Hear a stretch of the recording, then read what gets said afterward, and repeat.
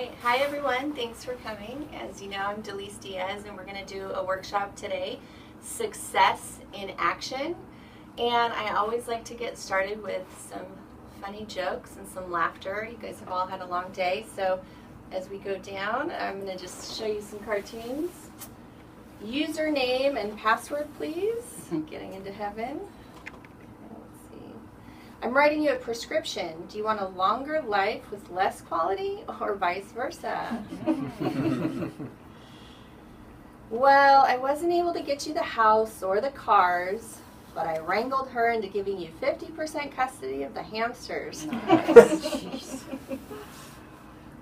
Erica hated it when her ex tried to upstage her when he picked up the kids. Oh my gosh. Woohoo! We won $10 million! Great! I want a divorce!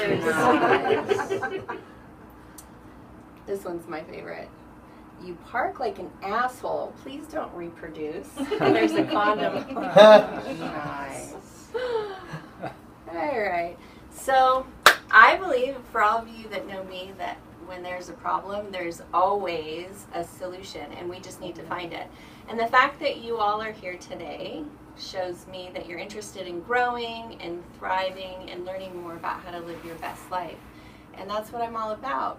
So I want to start off by allowing you all to get to know each other just a little bit. So what I want you to do in the next minute, 2 minutes, is to be able to pair up with somebody that you don't know and just share your name, a little bit about who you are and what you do, and why you decided to come tonight. Okay, so we're going to do that for the next, let's say, 2 minutes. So there's a small group here. It should be pretty easy to get together and go ahead and get started. Turn towards your neighbor. Hi. Hi. Okay, so thank you, everyone. That was awesome to get to know everybody a little bit. So I want to give you an overview of what we're doing today, and the first thing we're going to talk about is taking 100% responsibility for your life. Okay, we'll go into that. The formula E plus R equals O. And ask, ask, ask. Take action. And accountability. So that's our structure for tonight. And the first thing that I want to talk about is taking 100% responsibility for your life. Now, most of you were at the divorce workshop where we went over these concepts, and as you know, to practice them is essential because we can get all of this great information and then we leave the room and half of it goes out the window and the retention level is really quite low. So we practice and practice. So it's wonderful that you're all back here again to review these concepts. So some of you will have a little quiz and then some of you will be learning this for the first time. But why is it important to take 100% responsibility for your life?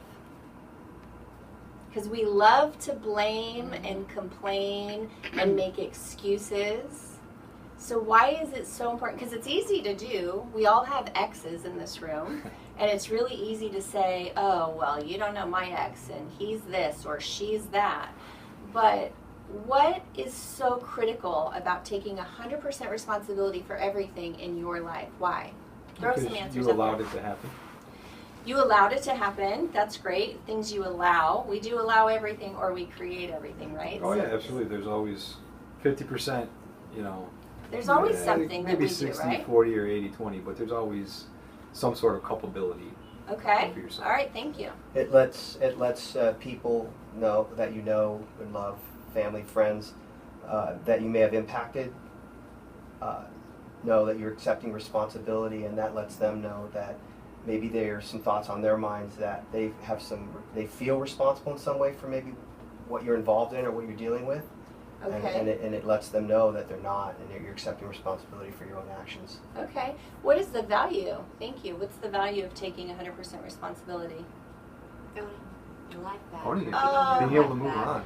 Owning your life back and being able to move on. Because if we stay stuck in the blame and the complain and the making excuses and justifications, we're just stuck. Mm-hmm. And that is so easy to do. I mean, think about it. How many times you complain during the day just about little things.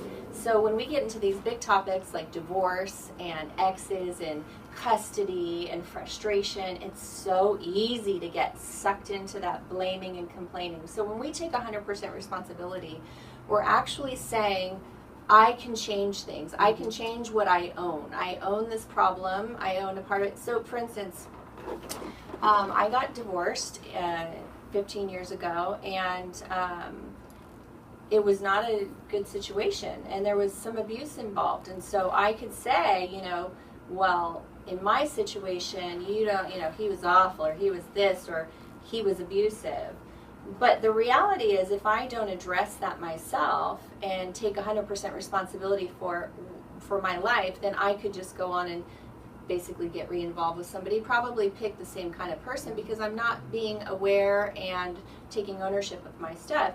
So when I say, well, how did I get myself here? How did I allow this? What was it about me and my responsibility that I was attracted to this type of personality, and what drew me into that? So if I do that, then I could look at those issues, I could resolve some of those answers, and then I can actually move forward and have a more productive life and more successful relationships. So can anybody talk about maybe another example of something they haven't taken? Oh yeah, go ahead. Also, taking 100% responsibility means I'm no longer a victim, Yes. and that the other person doesn't have power over me. Oh, that's beautiful. That's right. And we do give our power away a lot when we blame, or we do the complaining or make excuses. We give our power to that person to control us. We do it. We allow it. So good. Thanks. And you were going to say something? Yeah, I was going to say, for me, what I'm getting out of this for me is my first marriage, I spent a lot of time just deflecting like all the problem that was associated as it related to the kids, and by doing so, I avoided my first wife, and that was like my mission in life, is just to avoid her. And I finally had to accept responsibility for the fact that it took me about 6 years to get through that, where I realized it was just detrimental to my kids, and the only one that was really being hurt was my kids and myself. I was just wasting my time, and I finally accepted responsibility for it. I got together with Lisa and said, hey, look, I'm sorry, this is what I've done, and ever since then, the relationship between us has been great. Beautiful. I'm friends with her now, and everything's good, and my kids are happy about it because we can be together in the same room, and there's not all this tension. Isn't that great? But, and then everybody benefits, right? Yeah. It took me 6 years to get there.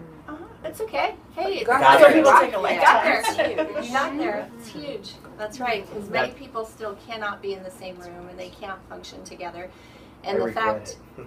yeah, and the fact that you took responsibility and said, I'm going to make this work. I'm going to look at my stuff. I'm going to reach out and connect and make it better for myself and for the kids and even for Lisa. So it's beautiful. That's why I had my first input was rooted in that, because that's what I learned from it. Awesome. So cool. So the next concept about E plus R equals O. Can you all remember what that means when I taught it at the last workshop? Who remembers? It's really key. Go ahead. I think it's event plus response Yep. equals outcome. Yes. Good. Okay. And so event plus response equals outcome. At first, you're probably thinking, what does that mean? Okay. So which of these things up here do you remember that we can change? Which part of it? Response. The response. Good. And the event, so give me some life events. A divorce. That's a life event. What else? Well, your ex Spilled throwing anger at you. Yeah. Okay, yeah, being vicious and malicious and maybe attacking you with verbal assaults. Okay, what else? Spilled milk. It could be anything. Spilled milk, yep. A death in a family. A ticket on the way here, right? Or even going to an event where the ex is there. Okay. All of those things are events, okay? And so basically, we would write event plus response equals outcome. And the event is the constant. The event is the thing that happens in life that we don't really have control over. It doesn't really change. It's the constant subject matter. So then, the response, the only thing we have control over is our response, okay?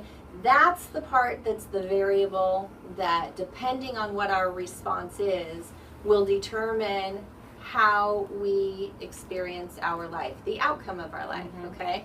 It's a really key formula, and it goes hand in hand with taking 100% responsibility for yourself.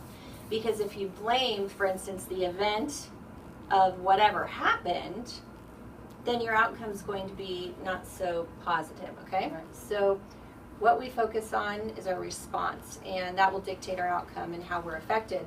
So different responses will create different outcomes.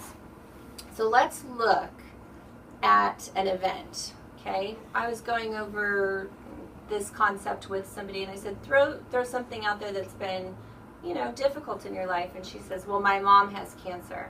Okay, well, that's obviously a big event, and it's real easy, if you can imagine, to go to a very negative place. Yeah. So when you tell somebody whose mother has cancer, will take responsibility for your life, that might not sound so great, right? What are some of the possible responses that somebody maybe who didn't go through a workshop like this and who doesn't have a higher level of information, what might some of the responses be if your mother is diagnosed with cancer? Why? Who caused this? What? Who exposed her to what? Or who didn't protect her from being exposed? Okay. Anger. No, absolutely. What else? Sadness. Fear. What else? You can be frustrated at the burden of it. Yeah, blame Blame. God, Oh, blame yeah. Why me? why me, right? All of these things. So Why her? angry, blame, complain, we talked about that. And then the outcome, what would the outcome be when you're, all of these things that we brought up just now, what would the outcome, how would that person feel who's focusing on those things? Stress. Depressed. Stressed, depressed, hopeless, worried, lost, withdrawn from life, disconnected from others, and confused, right? So what I'm saying here is that there is another possible outcome. That's okay. Everybody turn off your cell phones, please. Okay, so hopelessness, depression, all of those things. Now that would be pretty expected, right? I mean, we wouldn't expect somebody to be like all cheerful and happy. However, the only thing we have control over in our life is how we respond to things. So the tragedy of her mother having cancer could be responded to in some alternative ways so that the outcome isn't that you're depressed and worried and withdrawn and living each day mopey. Because what happens when you're all of those things? Are you closer to your mother for the time that she has left? Absolutely not. Right, and so what would you be? You'd be more Disconnected. and sad and lonely, and all of that negativity is what then infiltrates our life, which, by the way, affects our cellular structure, which causes illnesses in our body. Okay, so let's choose another possible response, okay? So again, the same event is mom has cancer. Be creative and tell me some of the things that could be a different response. Now, this is a really good example because cancer is no joke, and it's a really heavy situation. So what are some other responses that you could choose, because that's the only thing we're responsible for? What are some other responses? Focus on the treatment. What's the plan? Okay, the treatment, the plan. What about the time right now that you have with her? Yeah, How spending as much time positively, like what? talking about our good memories, focusing on the future, Okay, being hopeful. hopeful. And what about even right now? Like right now is all we have anyway. So Spending quality time. And staying whatever in the they wanna moment. do. Yep. yeah, whatever they want to do, and maybe bring some funny movies. Laughter is always healing. That's actually scientifically proven that laughter actually creates cellular healing. And that's an amazing thing. Actually, laughter therapy is one of the greatest things that people need to bring in when people are ill or sick or in the hospital. So let's look at just some of the things that we came up with when we were doing this. prayer, trust in God that, because she's a believer, trust in God that no matter what happens that everything will be okay. Support groups, and if she went out to support groups, she can actually meet new people. And positivity towards her mother, some closeness that maybe couldn't have been had if she was very overly emotional and negative. So it's that time and energy and open-heartedness that opens her up to the different outcomes. So focusing on that response, what would the outcome be? Healing. What else? And Gratefulness, hopefulness. mm-hmm. Right, and that's not an easy situation to throw yourself into. So now let's kind of talk about exes, or maybe a situation with that. Here, we'll give you one more, and then we're going to get together and come up with some of your own. Okay, so the first one is, my ex doesn't participate in raising my children and contributing financially at all. It's another doozy, right? So typically, what are some of the responses when that's the case? Your ex isn't participating or sharing in any obligations or responsibility with the kids. That no good, dirty, rotten. Yeah, it ruins your day Right. every time a bill comes in. What's that? It ruins your day every time a bill. Right. Yes, and that goes back to taking responsibility. Bill comes in, and if you owned your stuff and that bill comes in and he's not paying, it's super easy to just let it ruin your day. Who's in charge of ruining your day? Yourself. Absolutely.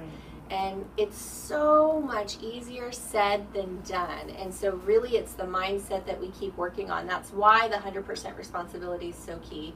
Why it's so important to remember the formulas like E plus R equals O, because when you're in those situations and that bill comes and you don't have money to pay for it, you can, rather than allowing it to ruin your day, if you took responsibility for the fact that, yeah, maybe money's tight, what could you do just in that situation? If money's tight, your ex isn't paying the bills, and here comes that big bill and it's all on you. What's an example of just that bill situation where you could take responsibility for your response and do something different? Let's think outside the box. What could it be? Well, the reality is you may not, in that situation, you might not be able to pay it. So it is about not letting yourself get stressed out about it, and just. How do you do that when it's like you're picturing, you don't have the money, Right. the bill comes, your ex is just a deadbeat not paying. Mhm. How are you going to take responsibility and ownership for your life? Call whoever you owe the money to, set up a payment plan, Love figure it. out what's reasonable, what you can do. Right, so be proactive. And in so, it. you take every other Friday, instead of going out for dinner every other Friday, you gotta sit at home. That's wonderful. And that way you're not stressing you out. Right. And then if you, that's a creative solution, and there's always another way. You just need to find it. Okay, so let's just look at some of the potential responses. You can resent him, you can hate him, you can fill your children with all kinds of bad ideas about who their father is. You can talk rudely to him, which is an example that's very poor for your children. You can take your anger out on your kids, and sometimes you get with new partners, and what do? You displace the anger from your ex onto your new partner, and now you're ruining that relationship. Okay, so the outcome for those choices, what's that going to be? All negative. Yeah. For example, the kids can start acting out. They have an attitude. They might disrespect you. What else? You guys tell me. Well, each one of your responses, your children are watching. So then when they get a bad grade, or they're Good. learning how to respond to Everything. everything. Right. Yeah. You don't want them growing up the same way. Right. Right. You want them to be 100% different than what you've been going through. That's right. So you have to have a better attitude, a positive attitude when you're with them. Talk the best way you can. Absolutely. So let's think about this, that if we're not aware of taking 100% responsibility for ourselves, and we just think it's so easy to blame the ex or whatever, then if we don't have these concepts and these success tools in mind, then we'll just keep repeating the same patterns. Our children will learn exactly the way we're doing it. We're writing their script for how to do life and how to do relationships. So let's just take, the ex is talking to you rudely. What's the tendency? What's the natural response? Oh, just fight back. Right. To come back in. You can't. Absolutely. Fight back, be rude back. And it's who's going to benefit from changing the R and taking the high road? Yourself. You. So, Yourself, absolutely. So it requires that deep breath and understanding that I am going to benefit and I am going to win by taking my R and 100% responsibility and changing my response to things, okay? And the kids benefit too, because they'll see the parent that is acting the way that they act, and they'll see the way the parents respond. And the parent that acts in the inappropriate or negative manner, the kids see that no matter how old they are. And it'll just, down the road, the other parent's going to win because they're just driving a wedge between them and the kids. You got it, yeah. And really, honestly, the kids end up paying the biggest price. Absolutely. So all of you that are here, again, I admire the fact that you seek that higher level of living and that level of success in your life and in your relationships. And these are the tools that you will use to have that outcome. Okay, it's changing the core of who you are so that you can choose differently, and then your children will learn and benefit. So let's choose. And I Did tell you have my a question? no, I want to make a comment. I tell my son often that all of our behaviors, our behaviors, impacts everybody else. So when I'm in a bad mood, I may have a tendency to lash out, which affects everybody else in the household. It sure does. It sure does. That's a great observation. Okay. So let's talk about the same situation and some other possible responses, okay? So we talked about that possible bill coming in, and so you can take responsibility, take action for making more money, enough money to support everyone, you know, rather than complaining that you don't have enough money. Budget, do what it takes, change things up a little bit so that you have extra money, and you do what you can in your household to make it peaceful and well. So be open to more loving things and people in your life, of course, and you can get excited about how much time you get with your children if your ex is not participating. Rather than saying, I'm so burdened, I'm so exhausted, think of it differently and be excited that you get to participate and connect with them. And again, what does taking responsibility look like when you're trying to connect with your kids? You could be burdened with, I've got so much to do and they're always here and the responsibility is all on me and I never get any downtime. What could you do differently to change that so that the connection with your child is more amazing? What could you do? You got to change your perspective. You can't be negative on yourself. You got to be happy about your time. You got to be happy about the fact that I love the fact I'm making a lunch every morning. I know what my girlfriend's son is eating every morning. At least the mornings that he's with us and we take him to school, I know he's getting a good, healthy lunch. And like you're saying, it's mindset, it's perspective. That's right. What's another thing you can do to connect? if I may, I mean, when I first got separated many years ago, my older two children were with me almost 95% of the time. And, you know, at that age, a 1-year-old and a 5-year-old, you don't realize the impact you're making on them. They're 20 now and 16.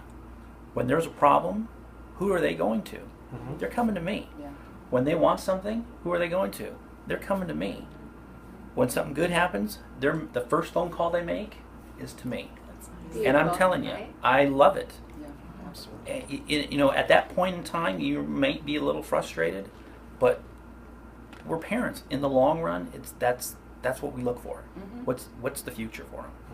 And really the tools that you have to have are these tools that we're talking about. Because if you're clueless to them, then we go through life on autopilot. We just do what we do and we get up and we do the same thing every day, same routine, same stuff, until we take the time to educate ourselves, to do something different, to learn some tools, to actually slow down and be mindful. We talk a lot about mindfulness, which is slowing down and becoming right here in this moment. Everybody's super engaged right now. Being like that at home with your children will make a big difference in their lives. So good. So changing your response to something like the X situation is going to not only impact you and create more peace in your life, but it certainly is going to create an environment for your children that is much more healthy and effective. Okay, so we talked about the outcome, happy, hopeful, grateful, teach your kids resilience, that you know, hey, we can go through some hard times, and look, we can be strong throughout this. They can be empowered and strong based off of your example of choosing a different response. And then they can feel more whole and complete. Because by the way, when you're complaining and blaming, you're saying that you're not enough and you actually need somebody else to fill you up and to finish and complete you when we're actually that person. So we're going to take a moment, and I just want you to 3 and 3, we're going to pair up or couple up, and we're going to get an event together, a response, and an outcome, and then we'll discuss it here together. So let's do that right now. Go ahead and pair up, and we'll take 5 minutes to do this. Yes. Wonderful. That was really great. So now what we're going to do is share what you all came up with. So which group would like to go first? Yeah, go ahead. Okay. You guys? Sure. Our event was in X, not allowing a son or child to go to an event that he'd been waiting to go on for a long time and getting excited about, and then turning it around and putting it on the other parent and making unreasonable demands and stuff like that, and trying to work through the process. And so the event is the child was going to go to a special event. The ex said, nope, can't do it. And so the child wasn't allowed to go. So that's the event that now the partner, the other party, is having to deal with this child and how upset this child is. right. And the way that the other party turned it around and said, oh, well, the other parent doesn't want you to go, that's why they didn't come pick you up. Oh, okay. Right. How tempting would it be to just lose it, Yeah, right? right. And That's what we talk said. badly about the other parent. Oh, Who's going to lose in that case? The kid loses. Always, right? So what did you guys come up with that is an alternative response using these tools of taking responsibility and changing your responses? What did you come up with for some potential responses? Going on the trip another weekend.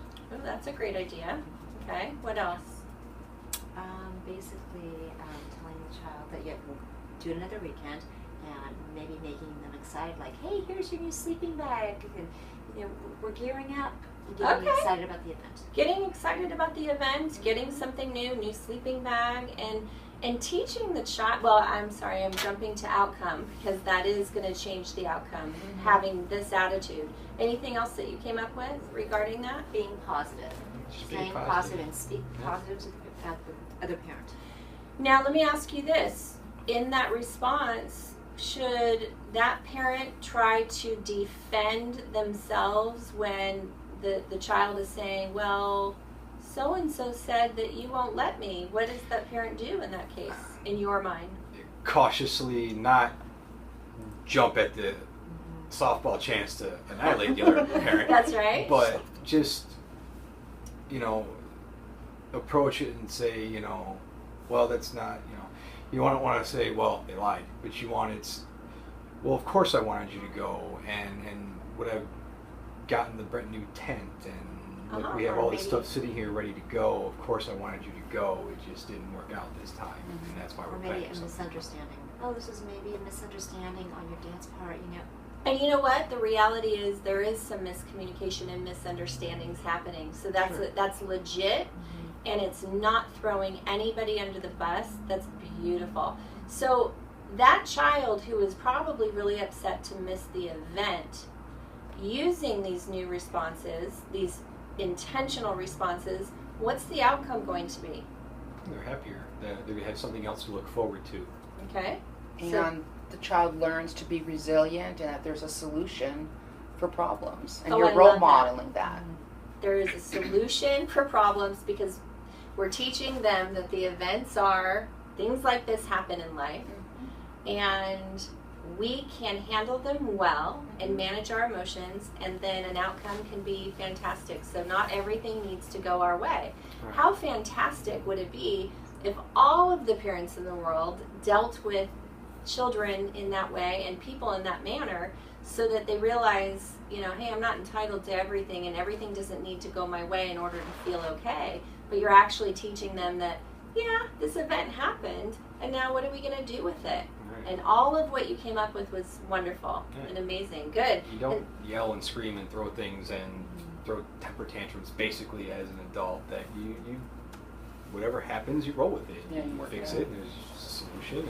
But if I can add, with my experiences with things like that happening many times, and again, being tried to turn on as if I had done it, caused the problem.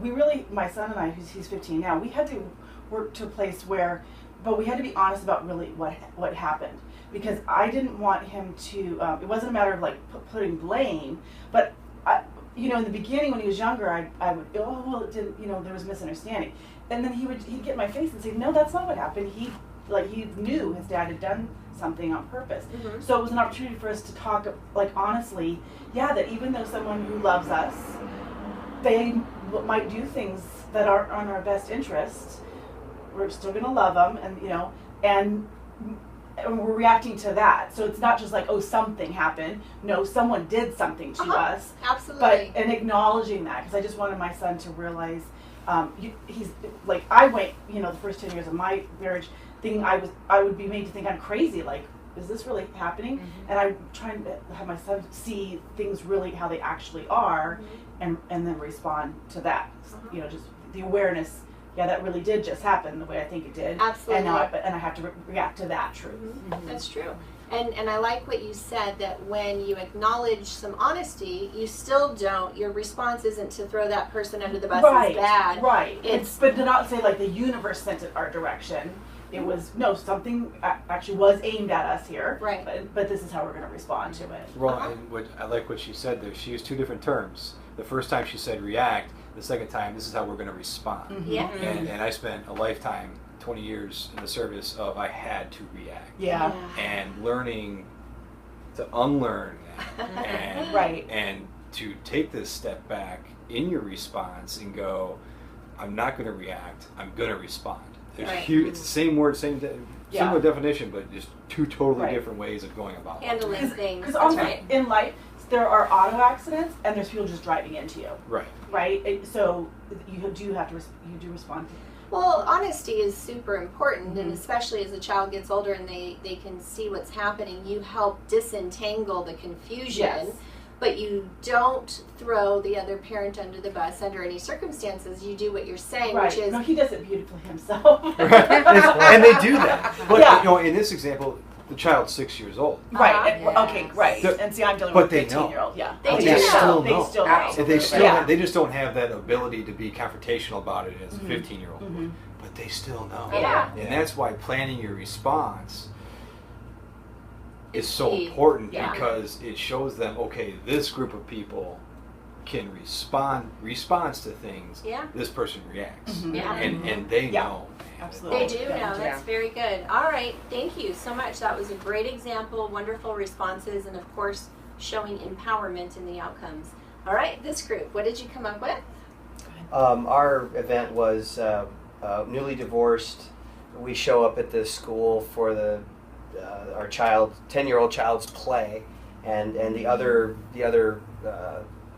ex shows up with a girlfriend or a boyfriend, unexpected, and so you're very uncomfortable about all that. And there's going to be some interaction, of course, at some point at that event where we're celebrating the play and your child's role in it, and there's going to be some close interaction. So, what's the response? That's a great example, because let me tell you, in my practice, I hear this all the time, and I either hear it from the child I'm working with or the ex that was just what's it called when they just blindside you and brings somebody unexpected. And I've heard children's hearts break because they say, here's my event. I have chills actually as I'm thinking about this. Here's my special event. And what do my parents do? They fight, they stay on the other side, they don't even say hi to each other. I couldn't go over to my mom, or I couldn't go over to my dad because it was my dad's time or my mom's time. Mm-hmm. It's like, oh my gosh. So this is a great example of an event that children go through, and adults have to be the one to take the lead. So what did you all come up with for your responses to this potentially explosive event? What are some of the positive responses and ways you could do it? we definitely talked about smiling an awful lot and making sure that the child is seeing that you're responding okay to the situation. Body So you're language, not smiling. adding stress to it, Yeah. right? Because the child's going to be stressed out just from that happening too, right? Mhm. And then you came up with a good idea of handing the boyfriend Hand the boyfriend or give him the girlfriend the phone. camera Yeah, that's And and great. let them take a picture of that's you. fabulous. Yes. Yeah. So you're engaging him and keeping him out of the photos. Love it. That's Calculated good. responding. Okay, good. So these are all some really, really positive ways of doing a very potentially dangerous or uncomfortable situation better. Any other responses that you can think of that, or you guys? I think another response would be just being sure that all the proper introductions are there, because Yes. your child may not know the surprise guest, and and just everything is kept in a positive light.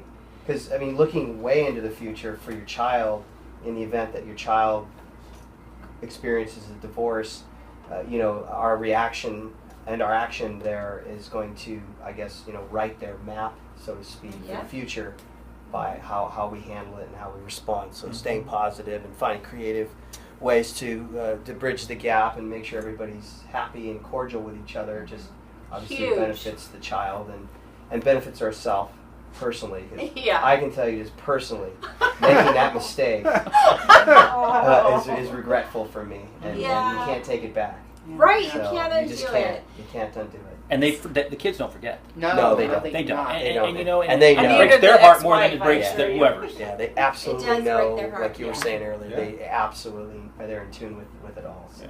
Awesome. Well, that's good stuff. I mean, thank you all for coming up with that. So what would the difference be in the outcome if you check your body language, you make sure that no matter what you're going through that because by the way, just a smile is not going to cut it, because we can read body language, a mile away. And so being aware of these things, being open and being kind and asking them, to participate in things and acting like it's no big deal. The kids will watch you and they will follow suit. Okay, Well, it so that's keeps- great.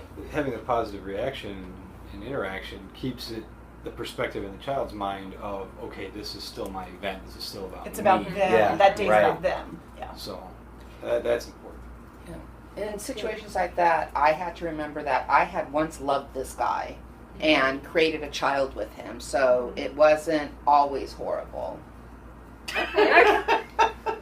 Mostly not. Good. Okay, well, these are amazing, wonderful examples, and I think that they're going to be extremely helpful to you as you carry on, and as people are able to watch this, they'll be able to learn from that too. Okay, so we can talk about all these wonderful things to do, okay? But motivation is what gets you started, and it's the habit that keeps you going. How many days does it take to create a habit? 90. 90. 90, really? Oh. Yes. 90 to 120 actually, because that Really? changes the neurology in your brain. Your brain pathways, after doing something over and over again for a minimum of 90 days, creates a new neuronal pathway that's actually almost concreted into place when you repeat the habit over time. So we can be motivated and we can be excited about doing all of these new things, but creating that habit and practicing these things. So whatever you can do to keep the little formula, E plus R equals O, somewhere, maybe in your car or up on your refrigerator or something. And remembering that the ownership is yours and taking 100% responsibility for your actions, that means every time you complain or blame or defend, like when you're defending yourself, you're out of line. Yeah. You're not in your own responsibility. And so I encourage you all to remember that anytime you're feeling negative, to stop and check yourself and go back to these principles and say, what could I be doing differently? What habit, am I going to put in place to change my life so I feel more peaceful, okay? So one of the things that I like to do, and I put this example up here, is take 5 priority actions to whatever your goal is. So if your goal is to have peace in your life, if your goal is to, what are some goals that you guys have? Share. Just throw some out there, because we all have a million different things we want to accomplish. What? Just happiness and tranquility. Good. Gratefulness, appreciation. Gratefulness and appreciation is huge in changing your life around. Actually does, again, work on your neuronal pathways, your brain pathways, to change a negative mood into something positive. What else? Any other ideas? That your goals, something you're creating? Staying fit, eating healthy. What else? Understanding myself better. Okay, so in these goals, I recommend, now this 5 action step, this is from the Jack Canfield event. I got a little pack of 5 action steps that I can write down each day to complete. It's just a little sticky, and I place them on my closet. And so I just wrote, this is one of mine that I did the other day. Complete the PowerPoint, a mirror exercise, 10 minutes of affirmations, a Deepak meditation, and what does that even say? Oh, Ask 3 people. call. Now I could read my own writing. Call 3 people to set up lunch. So basically, that's these things are going to be focused on the goals that I want to achieve. So for instance, a mirror exercise, I'm not going to get into what that is, but that would be more of showing appreciation and value to myself. And setting up lunch for 3 people, with 3 people, is more of the networking to grow my business. Okay, so you can set up 5 action steps a day that are geared specifically towards what you want to accomplish. So you said getting to know yourself better. You know, that would include what are some ideas of what you could put on your 5 steps, 5 action steps. Everybody can jump in. The exercise that we talked about this week, just listening to my thoughts and feeling where the pain is, where it lies in my body, and just interpreting it onto paper, so I can have something to work from. That's right. So what he's referring to is slowing down. It's really kind of like a meditation thing, slowing down, checking in with yourself and your body, because your body is your first indicator of something happening. And when you can check in with yourself and say, well, what is going on? Take a minute to get it from the inside out to paper, and so that could be on his action step, which would be reflection, or you can call it whatever, getting to know me better, but that would be on your list. So you check in. If you want to grow you, then one of the action steps will be taking a moment, being still, and kind of checking in with how your day was, and then getting it out of you and onto paper. So it's starting to really get to know you better. That's great. Okay, so 5 action steps every day is highly recommended. In order, it's over that adds up to, by the way, over 1,500 steps towards your goal in a year. 1,500 action steps at least. That's pretty amazing, right? Because we always say, oh, we want to do this and we want to do that, but the reality is we talk and we don't put it into a habit, like we just were referring to. So this concept of ask, so many people want things in their lives, yet they keep it to themselves. Okay, so part of what your job is to think about, what is it that I want. I want you to write it down, and I want you to think about, who can I ask to get me closer to my goal? Who can I ask to support me, share with me, walk with me on my journey to get closer to that goal? And we cannot do it without asking. Okay, and the last piece that I want to go over that will really kind of nail all of this together is to get an accountability partner. Okay, so an accountability partner is somebody that you would say, hey, I would like to be able to speak with you and share my goal with you, and I know you're always motivated and you have some goals. Can we talk about getting together for 5 minutes in the morning and talking about our action steps that we're going to take towards our goals? Would that be okay with you?